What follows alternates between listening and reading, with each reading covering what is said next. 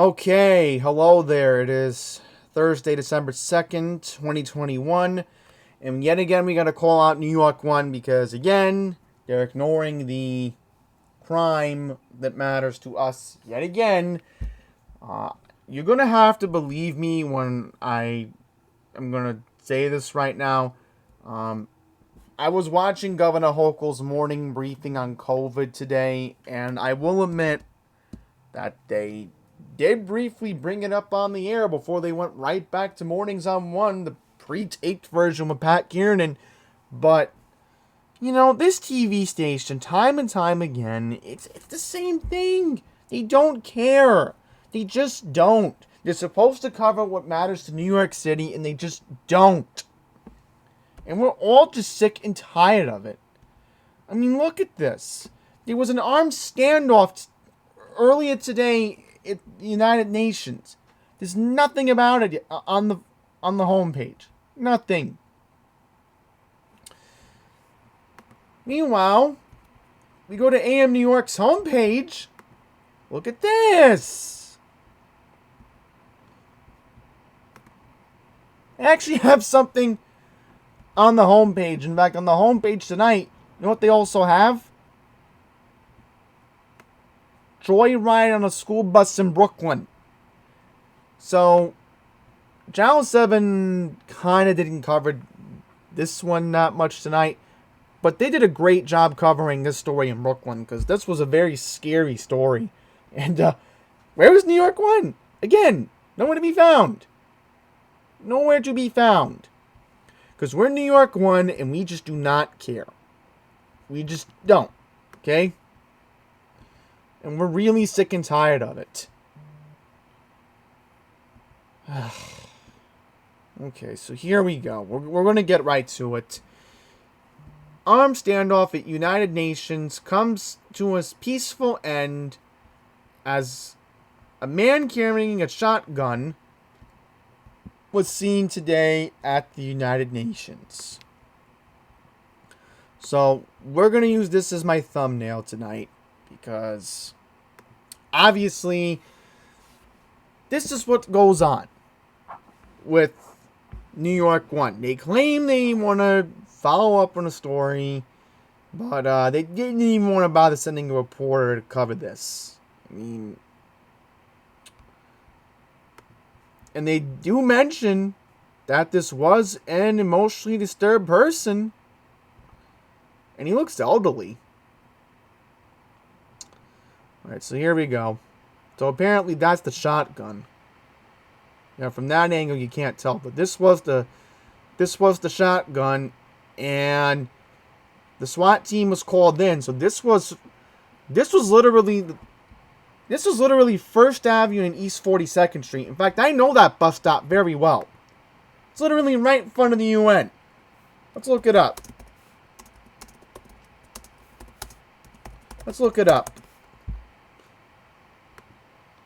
I'll show you exactly where this is. I literally know exactly where this is. Hold up. Yep. I know this bus stop very well. The M15 and the M1, not the M15, excuse me. I said the M15, right. M42 goes right by this area. So, man, I bet the M42 was crowded. People couldn't get across town today. The 42nd Street was backed up because of this. Alright, so let's read this.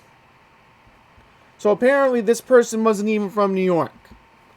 A shotgun-toting Florida man surrendered to police earlier this afternoon after engaging cops in a 2.5-hour standoff outside the United Nations headquarters on the east side of Manhattan. Law enforcement sources said the man showed up outside the UN at the corner of 42nd Street and 1st Avenue at about 11:15 this morning, pointing a shotgun at his chin. For much of the standoff, the yet-to-be-identified individual paced back and forth near the entrance, holding the barrel of the shotgun underneath his chin.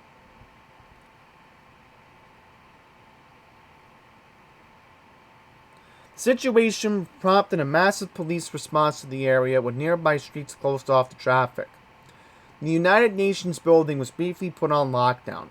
Secretary General Antonio Guterres was inside the headquarters at the time and was brought to a secure location, according to a UN spokesperson.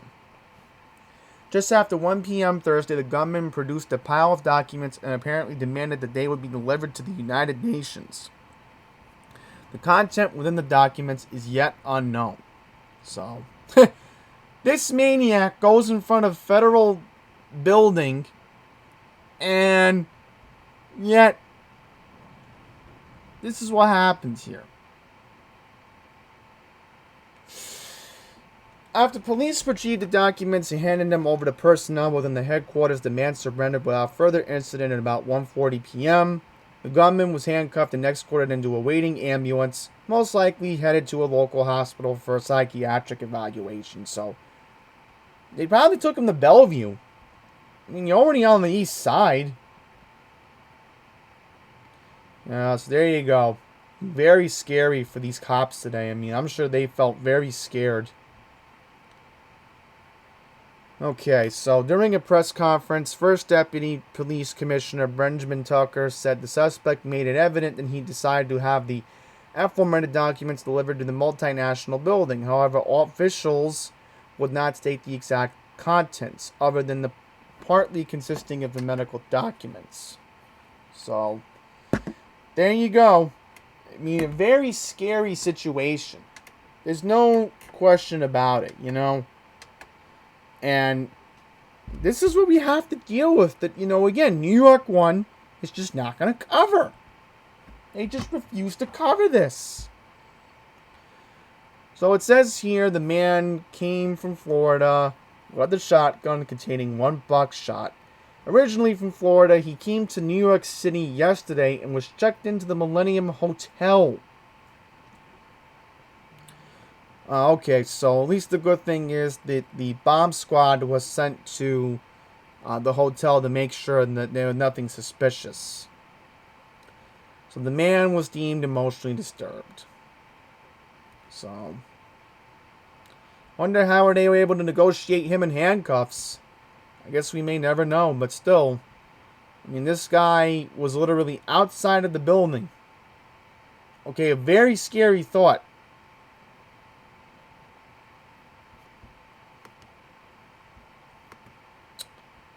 Okay, so let's got to talk about this. 24-year-old man has been arrested and charged with a homicide, murder, of a 39-year-old man who lived in the same building. Police responded to a 911 call of an aided unconscious male at 1290 Robin Place, which is in the confines of the 48th Precinct. This happened at 1:45 a.m. on November 5th. The man, identified as Almaic Lee, was unconscious and was laying unresponsive, lying in the second floor hallway with gunshot wounds to his torso, according to police. Lee was transported to St. Barnabas Hospital, where he was pronounced dead. Tuesday evening, authorities say they arrested and charged Isaiah Vasquez with murder and criminal possession of a weapon pursuant to an ongoing investigation. So, very disturbing. Then we got this. Young man gunned down in a Brooklyn public housing complex. Detectives in Brooklyn are looking for the shooter who gunned down a 19-year-old man at a public housing complex last night. Jaden Cruz, age 19, was shot in the chest in front of a building within the Marlboro Houses at 2780 86th Street in the Graveside section of Brooklyn at 5:11 p.m. Officers in the 60th Precinct and NYPD PSA 1 found Cruz who lived on the block on West 11th Street after responding to a 911 call regarding a man shot. EMS rushed Cruz to Langone Hospital, Brooklyn, when he was pronounced dead a short time later.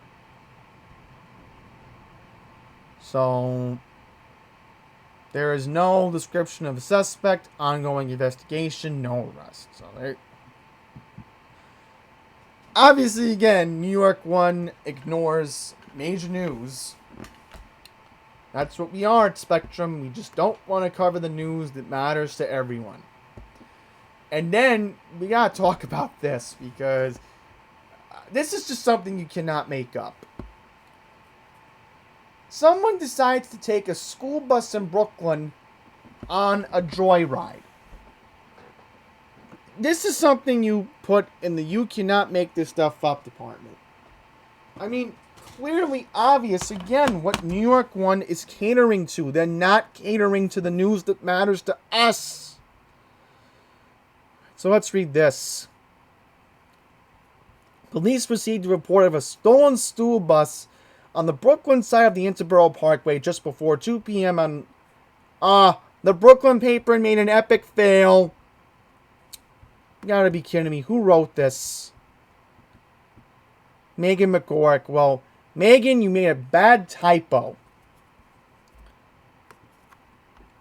Alright, so let's start all over again. Police received a report of a stolen school bus on the Brooklyn side of the Interborough Parkway just before 2 p.m. on December 2nd, at which time officers responded and called up to the perp, who authorities would only identify as an adult man.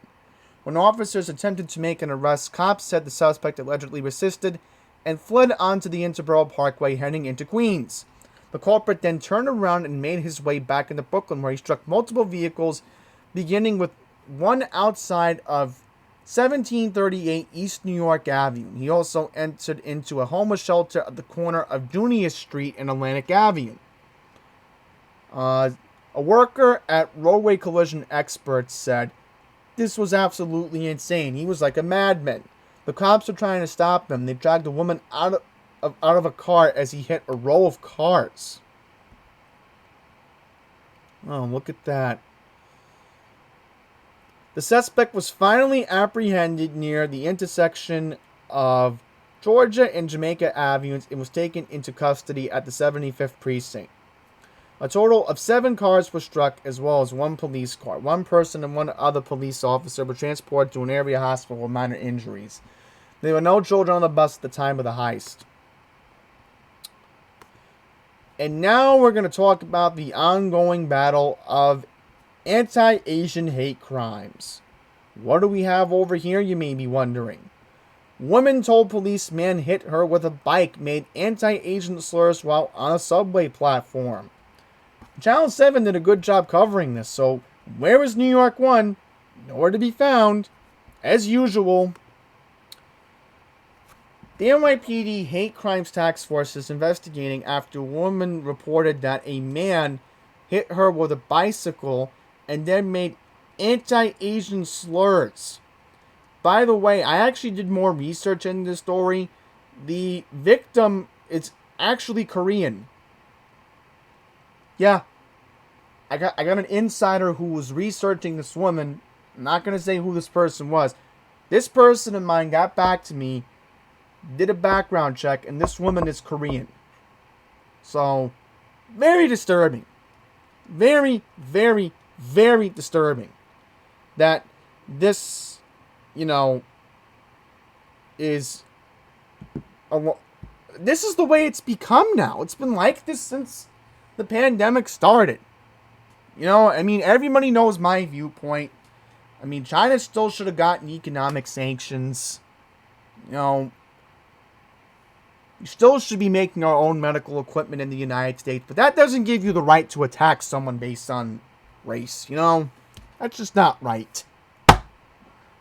Okay, so the victim's name is, I'm sorry if I mispronounced this, Asuko Ubando. Okay, 54-year-old woman was on her way to work as a nurse and had just gotten off of one subway train at the 116th Street Columbia University station around 6:30 p.m. Sunday when the suspect slammed into her from behind with his bicycle. The victim said, "I was scared because he was a very tall guy. He laughed and he said happily, 'I got you good. You Asian,'" I'm not going to say the word obviously, but you get the idea. Ubando said the suspect continued to taunt her as she walked away from him. The 54-year-old said as much as her back hurt, the attacker's dismissive attitude was just as painful. Ubando said, "I sense this entitlement as if he's some kind of divine right to hurt another human being." Thankfully, the good news is the victim was able to walk by to the nearby emergency room, but she has not been able to work since the incident. So, when did this happen? Okay, so this happened on Sunday. Okay, so we do have an arrest, thank goodness. So the hate crimes unit got to work pretty quickly. 46-year-old Raymond Bennett was arrested on charges of assault as a hate crime and criminal possession of a weapon. So yeah, obviously, if you're using a bicycle pole as a weapon, you know, they're gonna easily charge you on that. You know, this woman technically is a hospital worker. So, with the bail reform law, and I looked this up pretty carefully, the bail reform law actually doesn't apply to federal crimes. So, if somehow, some way, because this woman was a hospital worker, there's a legal loophole that the charges can be taken to federal court, where this perp can go to jail for a very long time. But if it's not upgraded, the bad news is the guy's going to get out the next day knowing the bail reform law. There you go. There you go. So anyhow, let's move on to the next thing. Bigoted brute pulls knife on man, yells anti-gay slur following run-in on Chelsea Street. So this happened back in November. So here we go. Cops said the trouble began after the perp bumped into a 54-year-old man outside the UPS store at the corner of West 23rd Street and 6th Avenue at about 4:25 p.m. So not too far from Madison Square Park. According to law enforcement sources, the victim had gone to the UPS store to deliver a package when the run-in occurred. Police said the suspect asked the victim, "What's your problem?" The victim responded with his own. Was that necessary? The victim then walked away and the suspect followed him a few steps before confronting the man again. Authorities said that the suspect pulled out a knife and said, "Don't mess with me," then shouted an anti-gay slur. Moments later, the suspect fled the scene. He's shown in footage that Crime Stoppers released on Wednesday. So, we do have a video. So, the Hate Crimes Task Force is going to look into it. Let's try to give you a video description. So the suspect was last seen carrying an Amazon box. Suspect appears to have a light to dark skin complexion. Last seen wearing a black jacket, black shoes, black pants, beard and goatee. Appears to be 6 feet tall. Again, no subscript description. You can't make this stuff up with AM New York. I can give a better suspect description than these people can.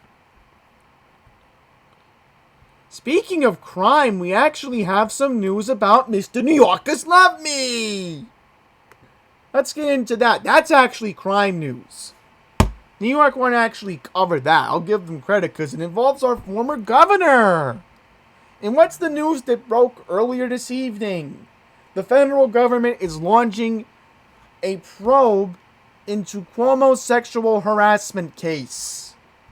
So not only is the Albany County Sheriff looking into the former Mr. New Yorkers Love Me, but now the federal government wants to get involved. This is actually crime news. Let's read this. An October letter... here we go. An October legal contract released Thursday, which was first reported by the New York Post, shows that the Department of Justice has undertaken an inquiry related to sexual harassment claims made against the governor. The federal authorities also made inquiries and requests for information about nursing home deaths in Cuomo's $5.2 million pandemic book deal. So Cuomo may not get off the hook with the nursing home scandal during the worst of the COVID pandemic in March of 2020. But now he may also be facing federal charges on the book deal. And this is just as his brother Chris gets suspended from CNN for abating a crime. We're not going to get into that, but, this was a big development, obviously. And I'm sure, I know New York 1 did play it earlier this week. They did show Cuomo's interview from July. It was about 7 hours of video evidence they had on him, and, that's kind of meaningful news that I wanted to get out tonight because I saw that. I'm like, I might as well bring it up. So Cuomo may not be off the hook just yet. We'll have to wait and see. Because I sure hope he goes to jail. Especially because I'm still upset that Nassau County's not looking into the case where Cuomo assaulted a state trooper in Elmont. And believe me, once Ann Donnelly takes office, I am going to be reaching out to her office regarding that and asking to pursue charges in Nassau County against the former governor. But anyhow, just seeing if anything notable is here in Queens.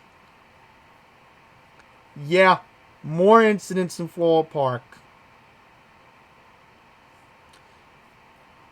Well, I'm just going to see what we can pull up.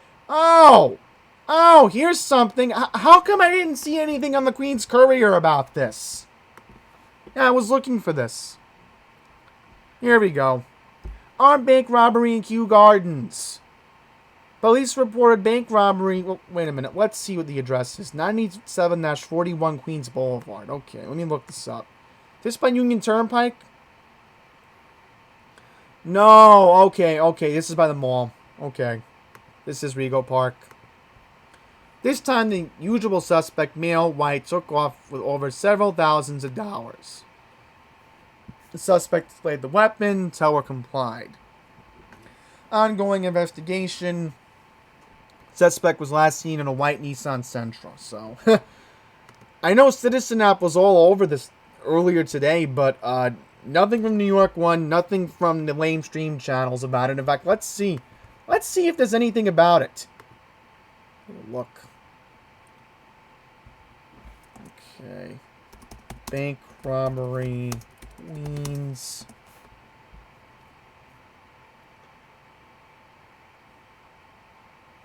Yeah, nothing about it.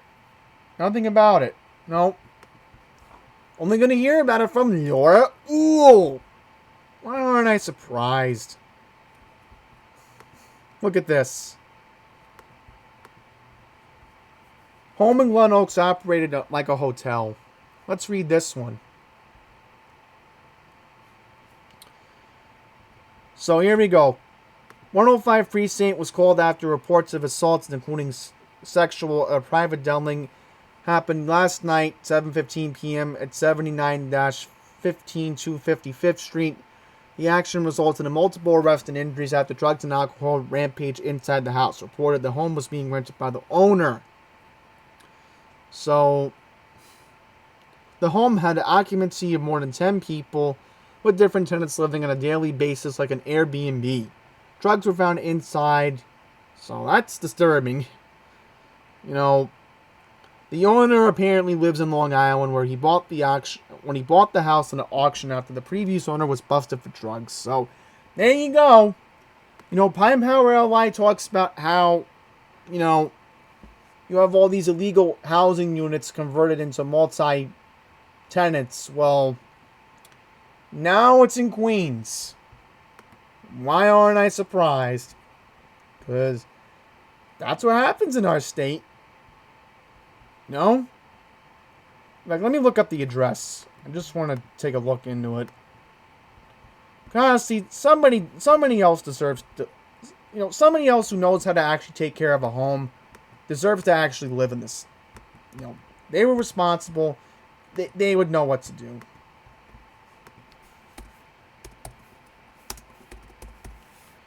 Please tell me this is not where I think it is. Oh, right by the old Gersh building.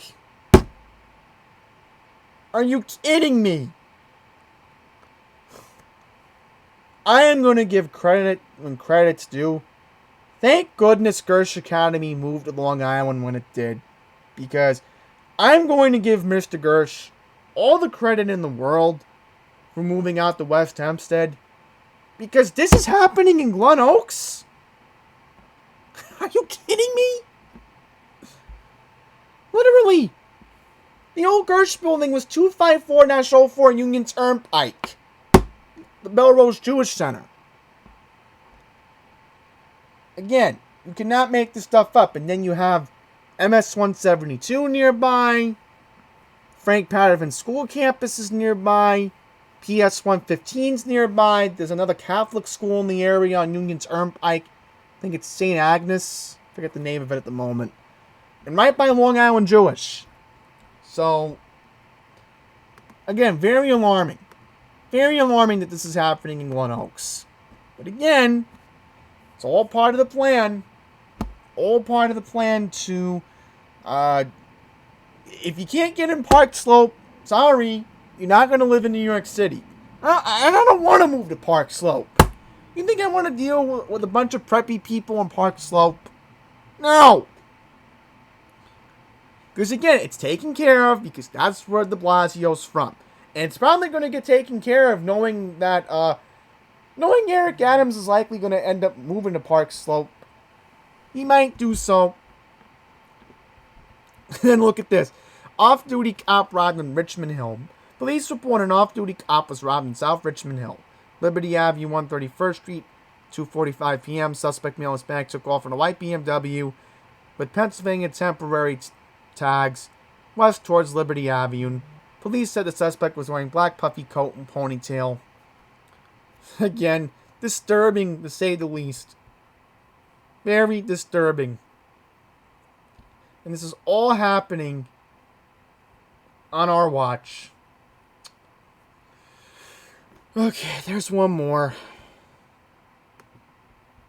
Last one I'm going to read. Police reported multiple burglaries from Floral Park to Belrose. On November 28th after midnight, a home on 81st Avenue near 260th Street was burglarized. The same night, another burglary was reported on 82nd Avenue near 265th Street around 2 a.m. Also around 3 a.m., burglary was reported in a home on 87th Avenue near 257th Street. On November 27th around 4 a.m., burglary was reported at a home on 82nd Avenue near 259th Street. On November 23rd around an afternoon, burglary was reported at a home on 249th Street near 84th Avenue. All incidents are under investigation by 105 Precinct. So, that's just going to wrap it up, folks. I mean, you know what's up with this TV station. You know, they have to put her face on the screen. Why? You know, I literally want to give New York One a piece of my mind. I mean, if I can go to their studios in Chelsea and complain, I'm only considering doing it if Pine Power LI goes to Plainview and complains about News 12's programming. Because if he's no, that's not Plainview, it's Woodbury. Right, Woodbury. So if he does that, I'm going to consider taking a trip out to Chelsea and complaining about the programming. Because this is not acceptable. New York One, you really got to get your act together. I've been saying it for a while. This needs to stop. So, that's it. Thank you for watching.